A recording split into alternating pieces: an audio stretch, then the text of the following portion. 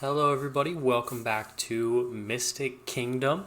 And happy Thanksgiving to those of you that are here in the US. As I think this video should be coming out to the day after Thanksgiving. So happy Thanksgiving if you celebrate. And if you don't, then I hope you're having a good day anyway. And if you're not, then hopefully this video will cheer you up a little bit.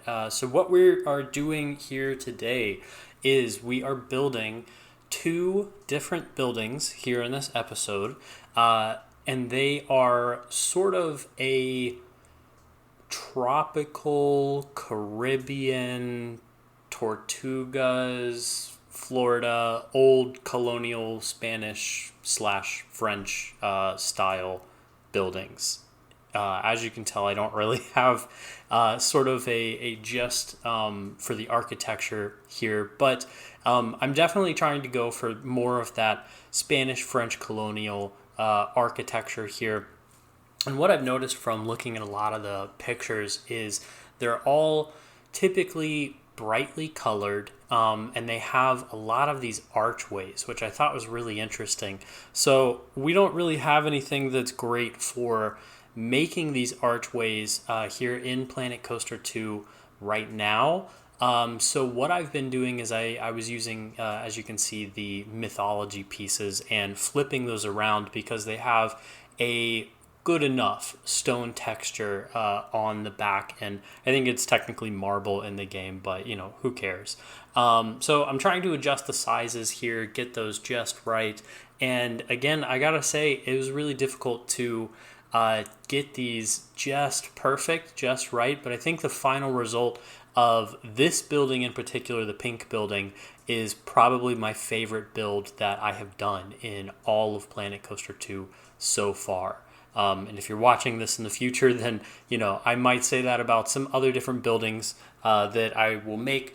But as of now, this is the piece de resistance, or whatever you want to call it, of my park. So where this is exactly, this is in our, what I'm calling Adventureland. I know, very generic, very uncreative, as that is what Disney also calls this area where they have Pirates of the Caribbean and the Jungle Cruise and stuff like that.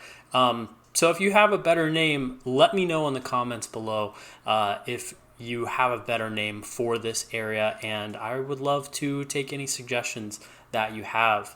One of the other things that I noticed here on a lot of these colonial style buildings is this trim around the center of the building. I really liked that, and I wanted to try to emulate that here. It's a nice divider, and I believe we talked about in the last episode about the what's it called? Perspective building. So the idea that the stuff that is lower down, that first level of the building, is sort of a 1-to-1 scale, and then as you move up, the second floor is maybe half that size, half scale, or as you go up, it gets smaller and smaller and smaller. The idea being that it plays tricks on your mind and makes you think that the building is actually a lot taller than it truly is. This building here is really only going to be a 2-story building, and so is the other one, though I think that the next building that you'll see actually does that a little bit better with the perspective style building. But yeah, so again, these are all very brightly colored in real life. I believe I've said before in a couple of my videos, I am from Florida, born here and lived here my whole life. That is unfortunate and both fortunate if you depending on who you talk to. But I grew up with similar style architecture to this. In the last episode, we had the Main Street building that felt very Grand Floridian, like they have at Magic Kingdom. But I forgot to mention that building style is based off of Henry Flagler. So if you've ever been to St. Augustine, you will have seen this architecture. It is very beautiful, and it is very iconic too. So this is a little bit different than that Flagler architecture here. This again is more of that Spanish French colonial that you would find on the sort of Caribbean islands that are out in the Caribbean Ocean, or Caribbean Ocean, however you want to pronounce it, tomato. But in my opinion, these are some of my favorite architectural designs. They're just so beautiful, that sort of old style that they have. Cuba is a place that has a lot of this architecture still intact, because, reasons. And so Cuba, again, has a lot of this that is still intact and still around. And so when you look online at these sort of Caribbean quote-unquote style buildings, you'll get a lot of examples from Disney, from their Adventureland. You'll get a lot of examples from the Caribbean Isles, from Cuba and Trinidad, Tobago, places like that. All places that I would love to go and visit. I've been to the Caribbean, been to the Bahamas, Jamaica, have a very special connection with Puerto Rico. If anybody is out there, one of my favorite places in the entire world, and some of the best food that I have ever gotten is in a little town in Puerto Rico that I know I'll probably catch flack for saying is a little town, because technically it's not, called Aguadilla. Some of the best empanadas or empanadillas that I have ever had in my entire life is there in Aguadilla. Amazing, absolutely amazing. If you ever get a chance to go check it out. It's wonderful. So in the sort of theme of this Adventureland here, again, I wanted to give that sort of Caribbean-esque feel, and the Viking pieces do really great with this. And not only the Viking pieces, but also, again, some of the mythology pieces when it comes to the arches and those pillars there that are down below holding up those arches and the archways, but also the market theme. Now, I think the market theme was created for the resort theme, if I am not mistaken, but it just works so perfectly with this sort of Caribbean pirate style. And I know that there's been a couple of videos out there from Geekism, I think, who did different styles in Planet Coaster 2 or whatever that video was called, where he did a pirate theme, he did a fairy tale theme, and a couple of others. Ooh, really quick. So what I'm doing right here is I am making a little flower pot. Now, a lot of people will think that I stole this from Leaf. This is not his blueprint. Again, you can see me here making it myself, but I did steal the idea from Leaf.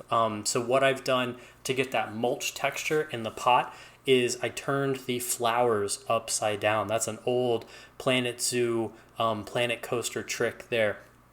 But these pots work really well, especially in this area.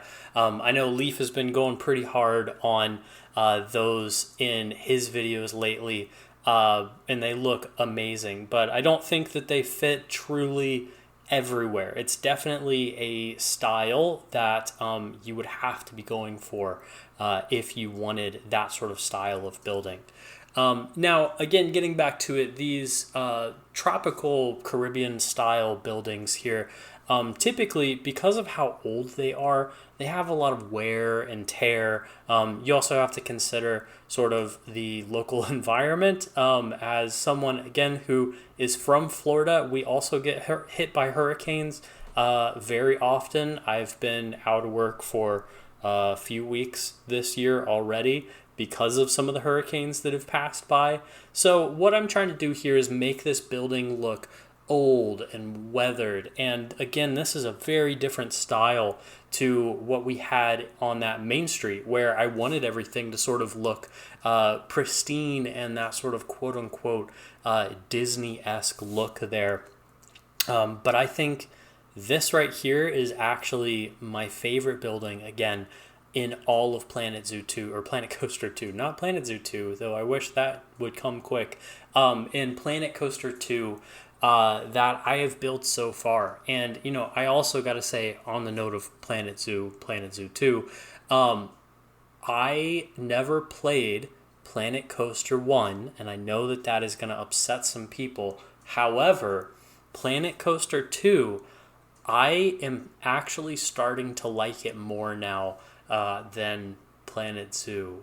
And that is kind of upsetting to me, and kind of just interesting that it's sort of working out that way. So here we are. We have the sort of final building design. I do add a little bit later a restroom in here.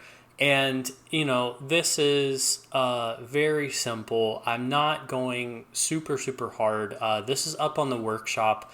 And again, unlike Leaf, unlike Silverette, and, ZSH plays, a few other people, Rudy as well, I always want to try to make these buildings get the point across with as few pieces as possible, so that you guys can use it in your parks and your, I was almost going to say zoos, in your parks. And, you can have them, and it's not going to bog down your game. It's not going to, lag you out or anything. And if you want to add more pieces, go for it.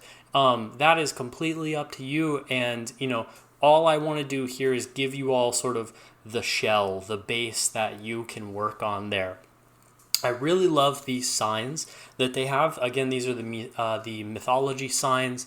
I really, really love these. However, you'll see with the other building, I wish that they were 180 degrees. I wish we had a mirrored version of this, because right now they have that sort of weathered brass look to them. Weathered brass, weathered copper look to them on the pole and the opposite side of that wooden sign there. So it really only works for this building, and you'll see I had to get kind of creative when it came to the other building, unfortunately, but it is what it is.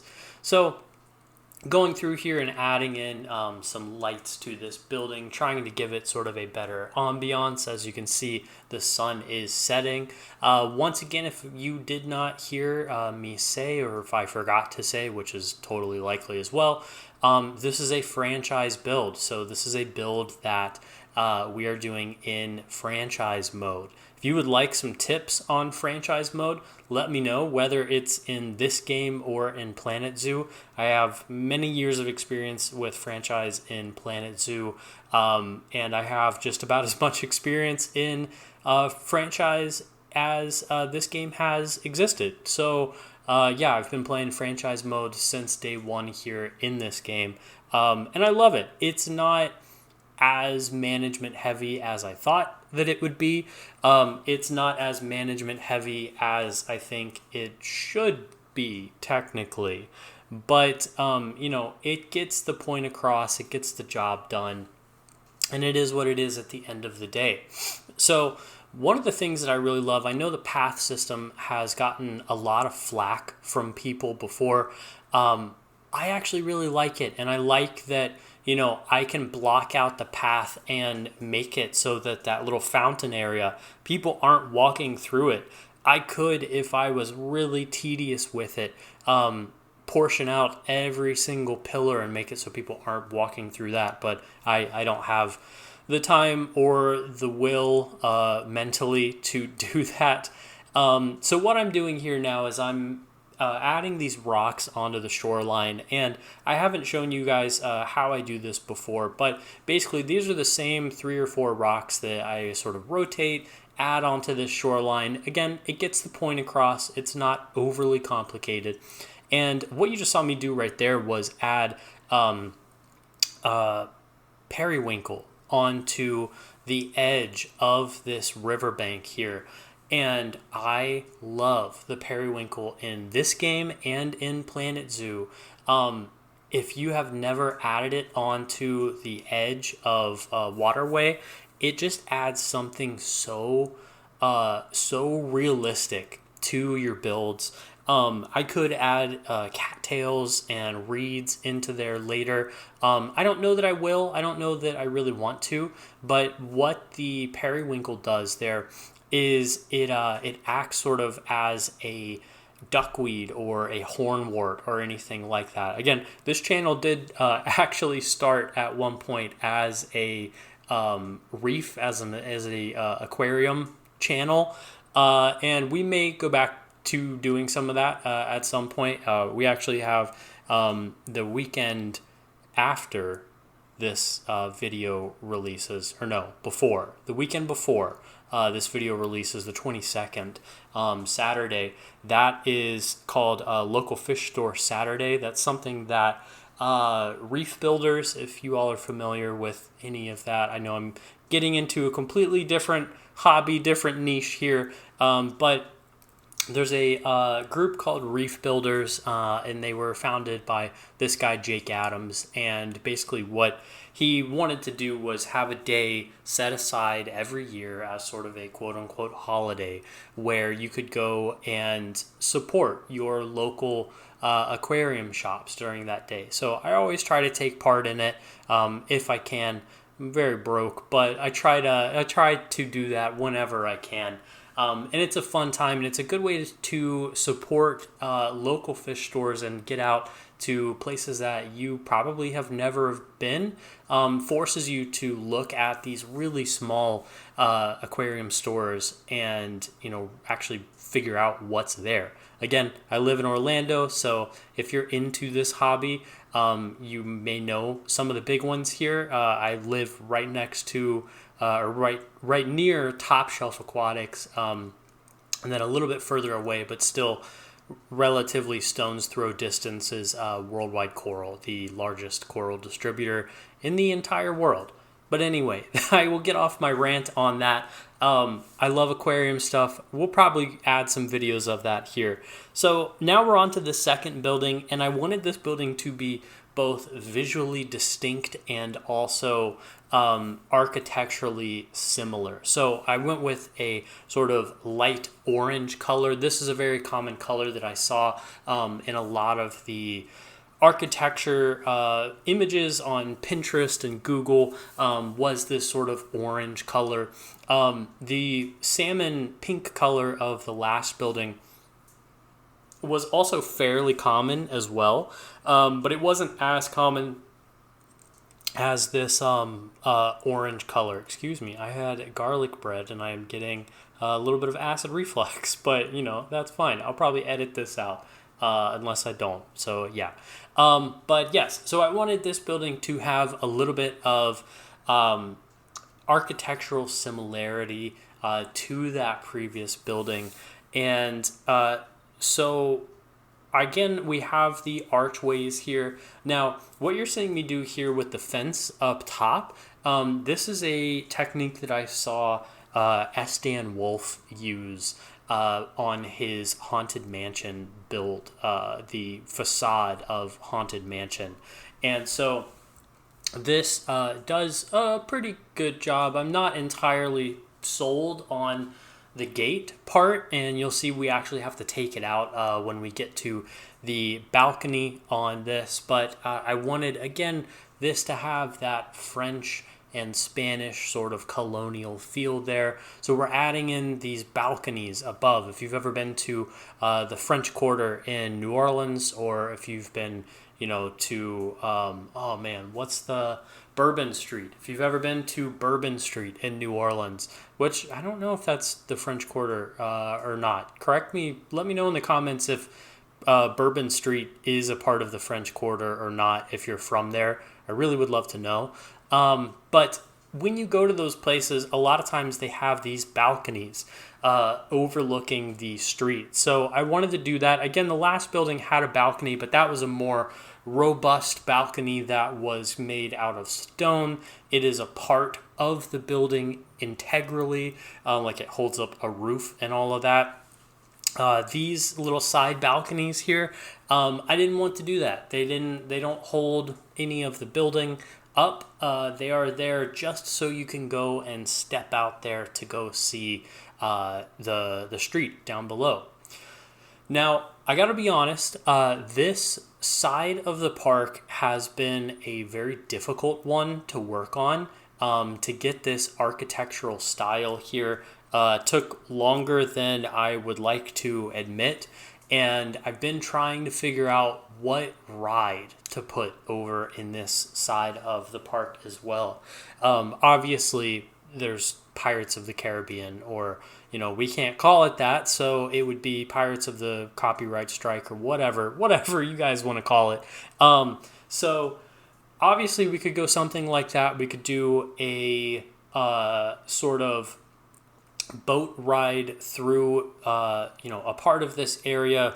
I really want to have the facade of that building be sort of a old Spanish fort. So again, if you're from Florida, or if you are familiar with Florida, you may have heard of a place in St. Augustine, the fort there, called Castillo de San Marcos. That I grew up with that fort. It's basically my backyard. We used to go on field trips there all the time, and it's one of my favorite forts in all of the U.S. So I really want to have the facade of that Pirates ride be reminiscent of Castillo de San Marcos, and especially with the slanted stone of that fort there, of the walls of it, all the way to the turrets that it has sort of on the side there. And not turret in the modern sense of the word, turrets as in these stone sort of outcroppings where a soldier could step out onto with a musket and fire if they needed to on upcoming enemies, or something like that.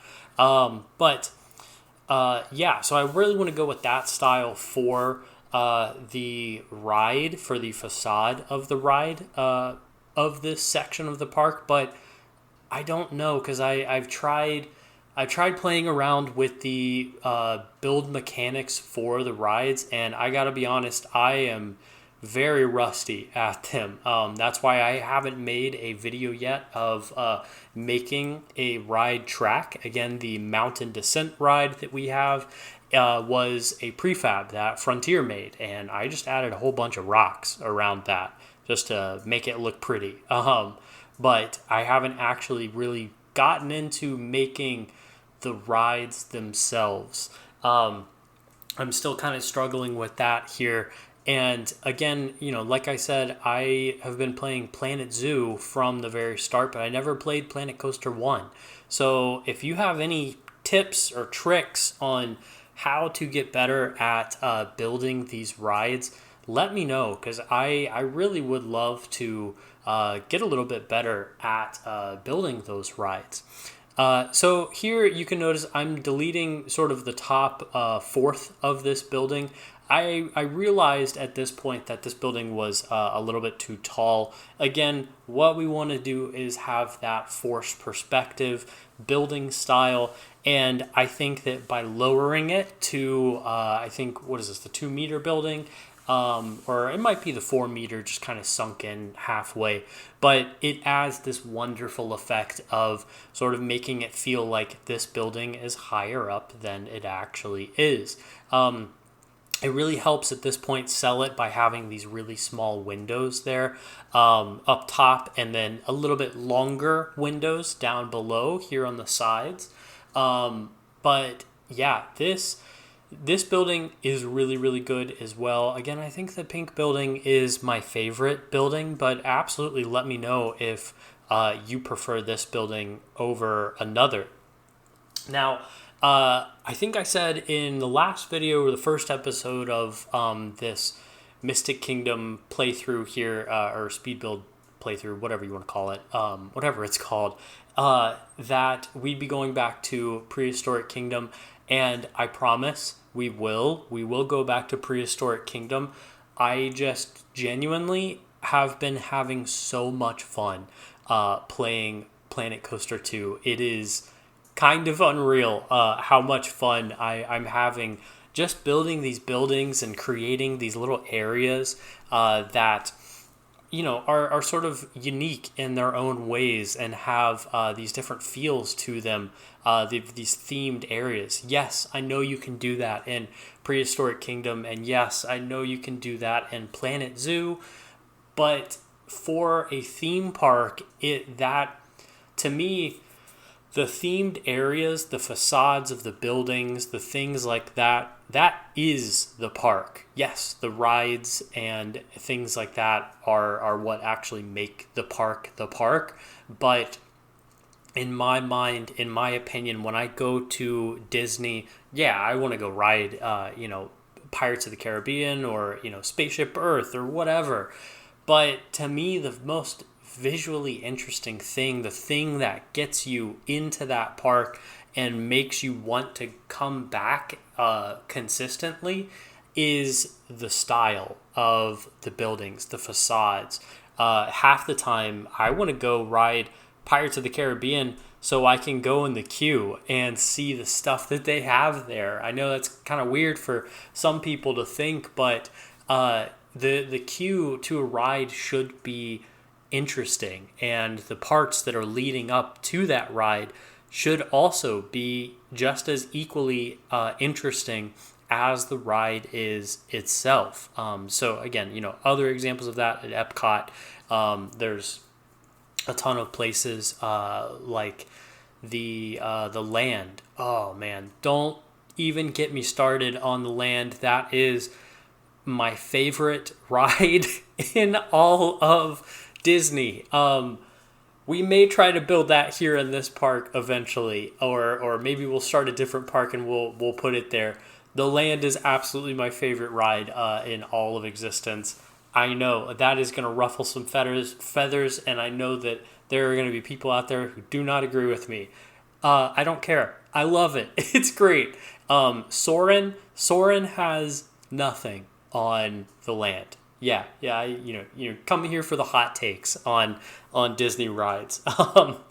Oh man, yeah. So I think that's where I'm gonna leave off this part of me rambling on, because I could really just ramble on forever about a lot of this stuff. I'm gonna leave it off here for just a couple of seconds, and we'll jump back in for a overhead preview of the park, and we'll sort of discuss the direction that is going in the future.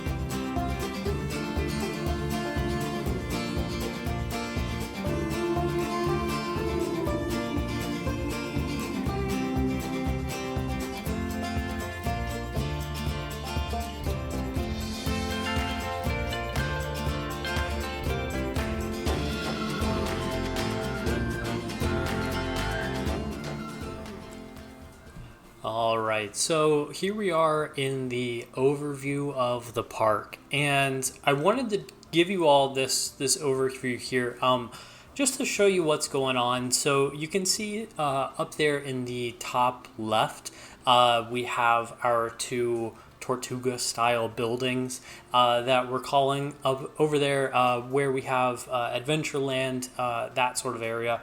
So you can see the main street there with the brick straight down the middle. This view shows how off center I got everything, but that it is what it is. It's fine. It's not the end of the world. What you may not be able to notice up here that is the case with those Main Street buildings is they are actually at an angle. So all of those Main Street buildings are angled inwards. So when you're walking in and you enter the park, it looks like that road is a lot longer than it is. And this is, again, actually something that they do in Magic Kingdom, is they make all those buildings at an angle ever so slightly. So when you look all the way down at Cinderella's castle, you say, man, that is so far away. We're never going to be able to reach that. Nobody actually says that, but this is, why they designed it that way. But the reverse happens as well, that when you are leaving the park, it looks like the entrance is a lot closer than it is, because when you're tired and you want to go home, the last thing you want is to feel like you're going on another adventure just to get out of the park. So the reverse is true with that as well. And I like that. So we have these angles, so we have these buildings off kilter at an angle there to sort of try to play into that.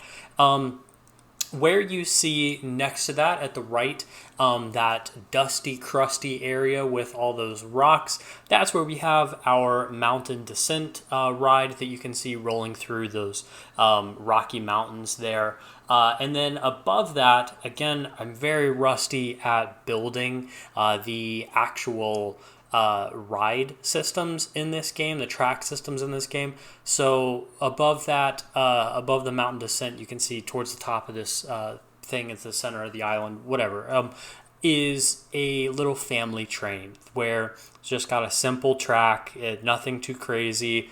It turns at a 90. There's 2 trains, and it's meant for little kids. And I love it. We're gonna do a video probably here soon that has the build for that central station for that, and then maybe also touching up on the mountain descent ride and actually giving it a true name for this park that is unique to this park.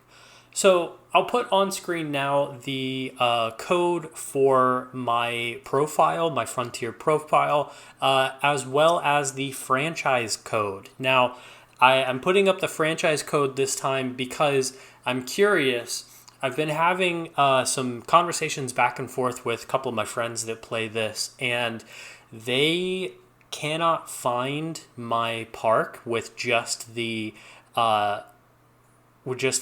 code of my profile. So I'm putting the franchise code there. Let me know in the comments below if you are able to find this park and walk around in it, if you're able to view it.